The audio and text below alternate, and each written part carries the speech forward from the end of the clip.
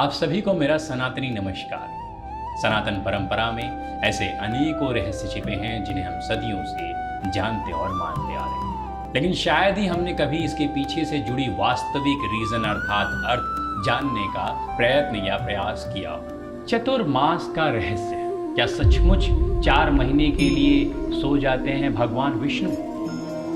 कल्पना कीजिए, एक दिन अचानक आपको पता चले कि संपूर्ण ब्रह्मांड के रचयिता और पालनकर्ता भगवान विष्णु 4 महीने के लिए निद्रावस्था में चले जाते हैं, तो आपके मन में पहला प्रश्न क्या उठेगा?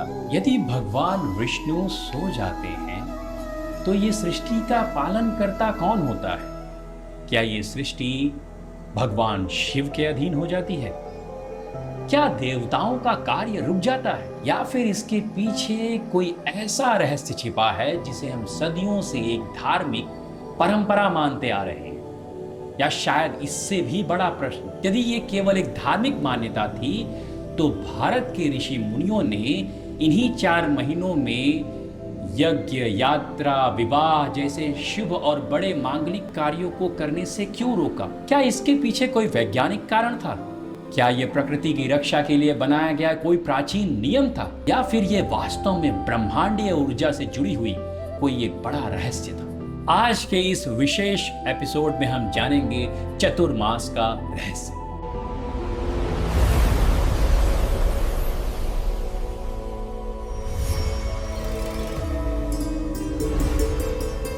चतुर्मास क्या है? चतुर्मास का शाब्दिक अर्थ है 4 महीने की अवधि, 4 माह की अवधि। ये अवधि आषाढ़ शुक्ल एकादशी से शुरू होकर कार्तिक शुक्ल एकादशी तक चलती है। इन्हें हम देवशयनी और देवउठनी एकादशी के नाम से जानते हैं। मान्यता है कि आषाढ़ शुक्ल एकादशी के दिन भगवान विष्णु क्षीर सागर में शेषनाग की शैया पर निद्रावस्था में यानी योग निद्रा में चले जाते हैं। 4 महीने बाद कार्तिक शुक्ल एकादशी को जागते हैं, इसीलिए इन 4 महीनों को चतुर्मास कहा जाता है। लेकिन यहाँ एक प्रश्न उठता है, क्या वास्तव में भगवान सो जाते हैं? अगर हाँ, तो क्या वो भी मानव की तरह थक जाते हैं?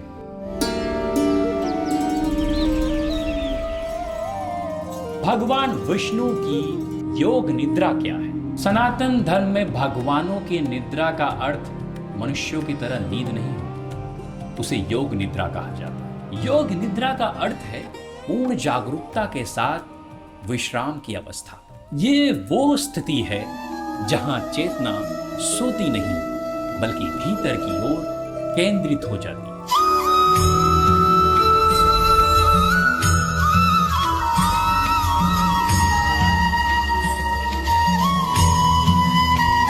भगवान विष्णु की योग निद्रा वास्तव में सृष्टि के एक चक्र का प्रतीक माना जाता है। जिस प्रकार दिन और रात होते हैं, ऋतुएं बदलती हैं, प्रकृति पुनः निर्माण के चक्र से गुजरती है, उसी प्रकार ब्रह्मांड में भी ऊर्जा के अलग अलग चरण होते हैं। चतुर्मास को उसी विश्राम काल का प्रतीक माना गया है। अर्थात भगवान सो नहीं रहे, बल्कि सृष्टि को आत्मचिंतन, संयम और आध्यात्मिक उन्नति के लिए विशेष समय प्रदान कर रहे हैं।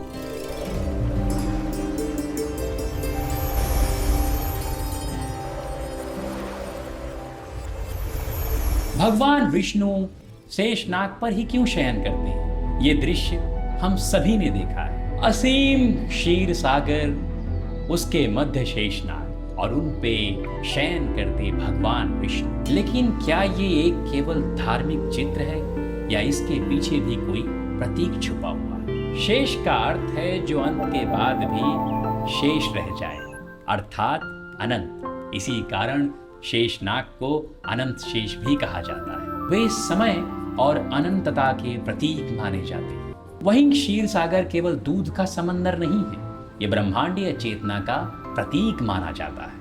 अर्थात ये दृश्य हमें बताता है कि ये संपूर्ण ब्रह्मांड अनंत समय और चेतना के महासागर पर आधारित है।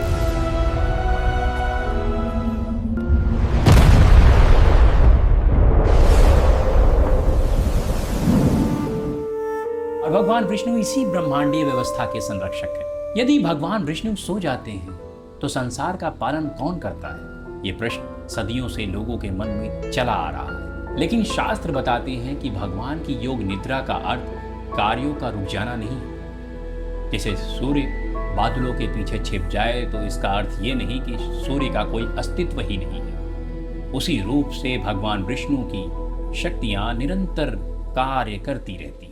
उनकी योग माया और उनकी दिव्य शक्तियां सृष्टि के संतुलन को बनाए रखती हैं। दूसरे शब्दों में कहें तो भगवान विश्राम नहीं करते, वो केवल अपनी ऊर्जा को एक अलग रूप में संचालित करते हैं। आखिर इन्हीं 4 महीनों को क्यों चुना गया? अब हम पहुंचते हैं इस कथा के सबसे महत्वपूर्ण भाग में। चतुर्मास लगभग जुलाई से नवंबर के बीच में पड़ता है, अर्थात भारत में उस वक्त मानसून का समय होता है और यहीं से शुरू होती है इसकी वैज्ञानिक व्याख्या। प्राचीन भारत मुख्यतः कृषि आधारित समाज था। मानसून किसानों के लिए जीवन और मृत्यु का प्रश्न होता था। इसी दौरान बीज डाले जाते थे, फसलें उगाई जाती थी, धरती पर असंख्य छोटे जीव जंतु जन्म लेते, कीड़े मकोड़ों की संख्या अचानक से बढ़ जाती। अगर लोग लगातार यात्राएं जारी रखते तो रास्ते में सूक्ष्म जीव जंतु एवं वनस्पतियों का विनाश हो जाता।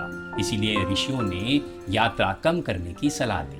आज हम इसे पर्यावरण संरक्षण कहेंगे, लेकिन हजारों वर्ष पहले हमारे पूर्वज इसे धर्म समझते।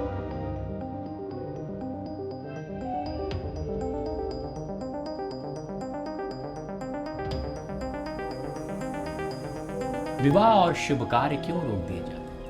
आज भी बहुत सारे लोग चतुर्मास में विवाह नहीं करते, लेकिन इसका कारण सिर्फ धार्मिक नहीं था। प्राचीन भारत में मानसून के समय यात्रा करना अत्यंत ही कठिन था। रास्ते नहीं थे, नदियां उफान पर होती थी, संचार व्यवस्था नहीं था, दूर दराज से बारात लाना संभव नहीं हो पाता था और इससे भी बढ़कर वर्षा ऋतु में बीमारियों का खतरा भी बढ़ जाता था, संक्रमण बढ़ जाते थे। मलेरिया जैसी बीमारियां भी लोगों को संक्रमित कर देती थी। ऐसे समय में बड़े सामाजिक समारोह से बचना समाज के हित में था। इसीलिए धर्म ने विज्ञान को परंपरा का रूप दे दिया। यही सनातन की हमेशा से विशेषता रही है। प्राचीन भारत में ऋषि मुनि लगातार यात्राएं करते रहते थे, गांव-गांव जाकर वो ज्ञान का प्रसार करते रहते थे, लेकिन चतुर्मास में वो एक स्थान पर रुक जाया करते। इसे चतुर्मास व्रत कहा जाता था। इसके पीछे कई कारण थे। पहला, वर्षा के समय यात्रा बहुत कठिन हो जाती। दूसरा, छोटे जीव जंतुओं की रक्षा और तीसरा, आध्यात्मिक साधना। इन 4 महीनों में ऋषि क्या करते थे? ध्यान, अध्ययन, शास्त्रों पर चर्चा और चिंतन। अगर आज की भाषा में कहें तो आध्यात्मिक रिट्रीट भी कह सकते हैं। क्या केवल हिंदू धर्म में ही ये परंपरा थी? यहाँ एक अत्यंत ही रोचक तथ्य सामने आता है। जैन धर्म में भी वर्षा ऋतु के दौरान साधु एक स्थान पर रुक जाया करते थे। बौद्ध धर्म में भी ये बात देखी गई है, अर्थात भारत के तमाम आध्यात्मिक परंपराओं में इस बात को मान्यता दी गई है।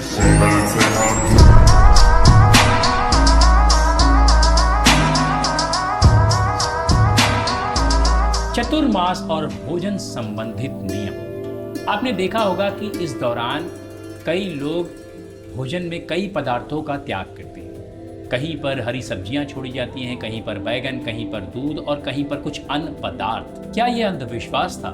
आयुर्वेद के अनुसार वर्षा ऋतु में पाचन शक्ति कमजोर हो जाती है।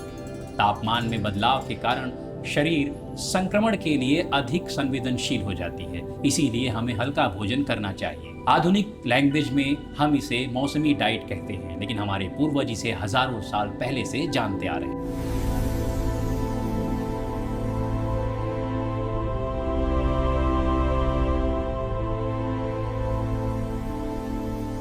चतुर्मास को साधना का सर्वोत्तम समय क्यों माना गया है? सनातन धर्म केवल बाहरी उत्सव का धर्म नहीं, ये भीतर की यात्रा का भी धर्म है। वर्षा ऋतु में प्रकृति स्वयं शांत हो जाती है, बाहर की गतिविधियां कम हो जाती हैं, लोगों को उनके आत्मचिंतन और आत्म ध्यान के लिए संपूर्ण समय मिलने लगता है। इसी कारण चतुर्मास को जब तब ध्यान के लिए सर्वोत्तम समय माना गया है, क्योंकि इसमें की गई ध्यान जब तब 2 गुना फल देती है।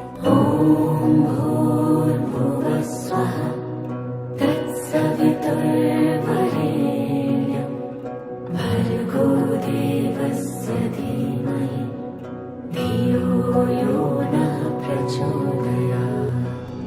चतुर्मास में ही श्रावण आता है और श्रावण में शिव की उपासना की जाती है और उसके बाद जन्माष्टमी आती है, फिर गणेश उत्सव, फिर पितरपक्ष, फिर नवरात्रि और उसके बाद दिवाली। अगर आप ध्यान से देखें तो सिर्फ चतुर्मास में ही हिंदू धर्म के सारे त्योहार आ जाते हैं।